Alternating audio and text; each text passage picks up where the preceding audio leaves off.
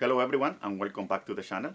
If you don't have an organizational structure for your business or venture from day one, you're increasing your chances of failing on that business. And this advice comes from Michael Gerber in his book, The E-Myth, which I think is the Bible for every entrepreneur.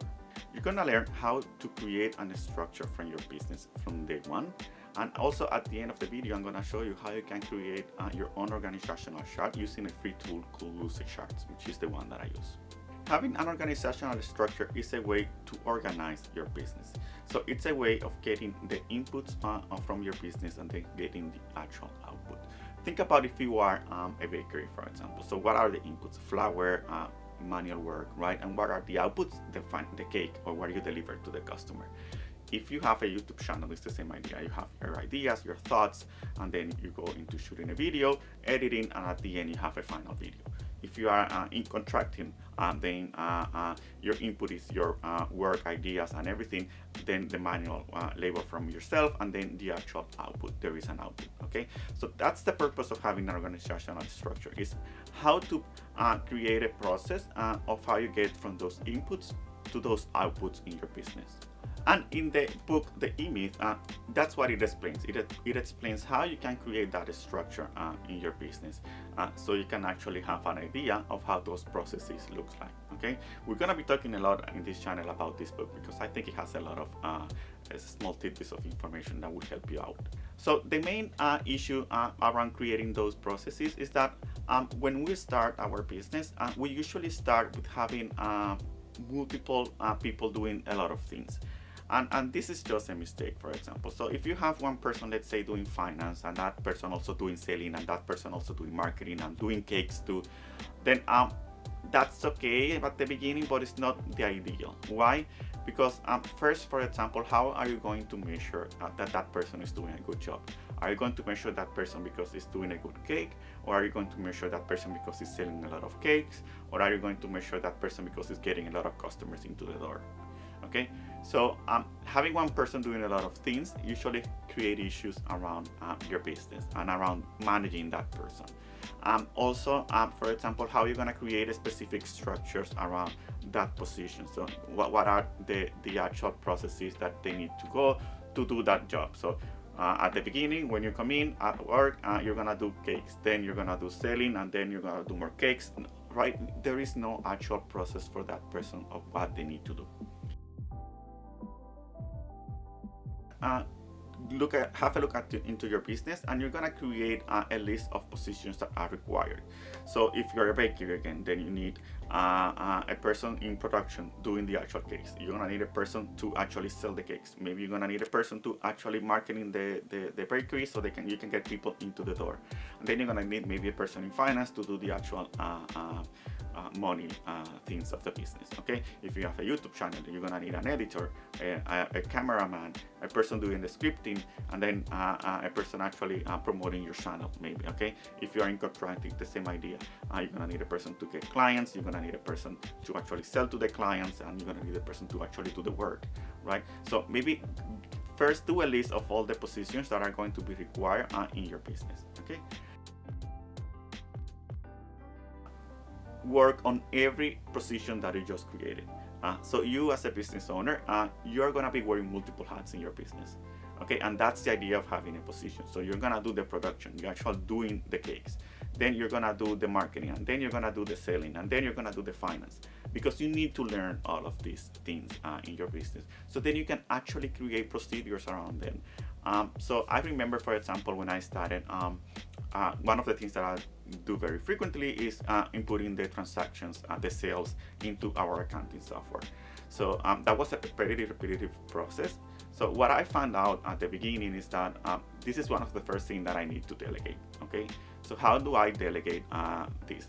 So my thought was, I'm gonna create processes around what I do every day to enter these transactions into our accounting software. So I created some around 15 documents where I said, okay, if a transaction comes in, a sale comes in, then you're gonna go into the accounting software and you're gonna click here, click here, click here, and you're gonna do this. If I had an expense from a supplier, then this is what you're gonna do. Go here, click here, click here, click here, and put the expense.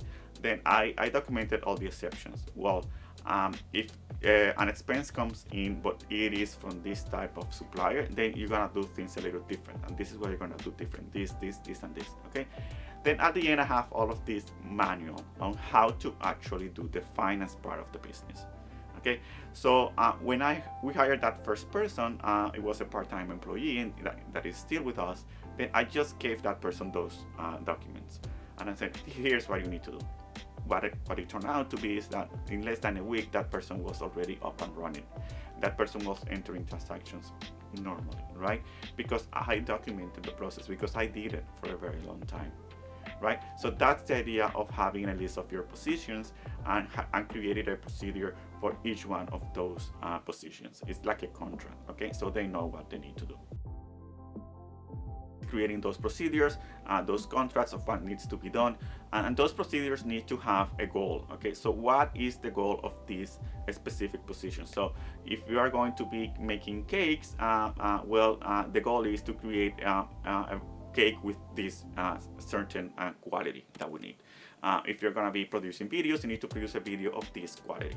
If you're gonna to be selling, then you need to bring in 50 customers every month, for example. So you have to create goals for each of those positions. So when you hire the person, they know what they need to do, okay?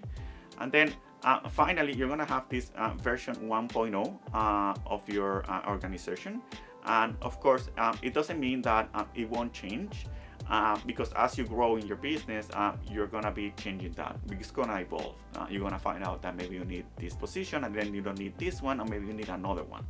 Okay, so that's the whole idea. So now let me go ahead and show you what software I use for creating this. So what I use is a software called Lucidchart. It's a very powerful software because it allows you to create processes and charts in your organization. And the nice thing is that it is free. Okay, so you can create an account at any time. So what I'm gonna do now is that I'm gonna go into my own account here and create a new document. Okay, so when I create a new document, there you go here, blank document. When I create that document, it's gonna bring up this empty screen where I can have I can create my chart.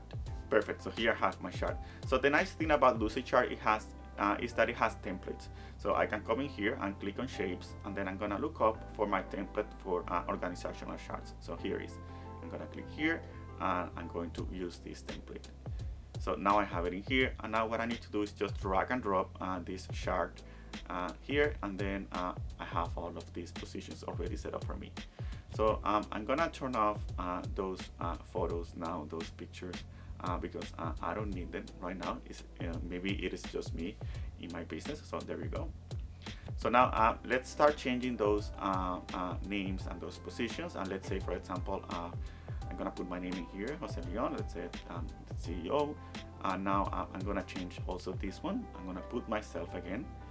And this is important to put yourself in every position, right? Because remember, you're gonna be wearing multiple hats in your venture, and you're gonna have to do each one of those. You're gonna have to do each one of those works, so you know what they mean. Okay, so now we have a department for production. Now I have a department for marketing. Let's add another one by clicking on this red circle, and there you go. Let's also put my name in here.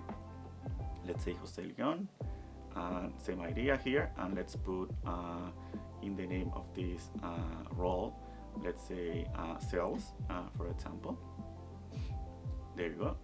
And now let's add another one, and let's say for this one also Jose Leon, and I do also the finance part of the business, right? The selling and the paying of for our suppliers. There you go. And now finally, let's add someone below production, and let's say this is my bakery. And for now, I'm gonna do again same idea, Jose Leon here, but this person is gonna be a baker, right? In my bakery, I need someone to make the cakes. So now you have your chart already done, set up, okay? And this is your first version. And this is what I would recommend that you go and that you do, even if it is just yourself. And it doesn't matter what business it is, do it, have it there, because the end goal with this is to fire yourself from all of these positions, to get your name out of here, so your business can evolve. So thanks then for getting to the end of this video. Click subscribe so you can see more videos like this, and be sure to check out my latest video.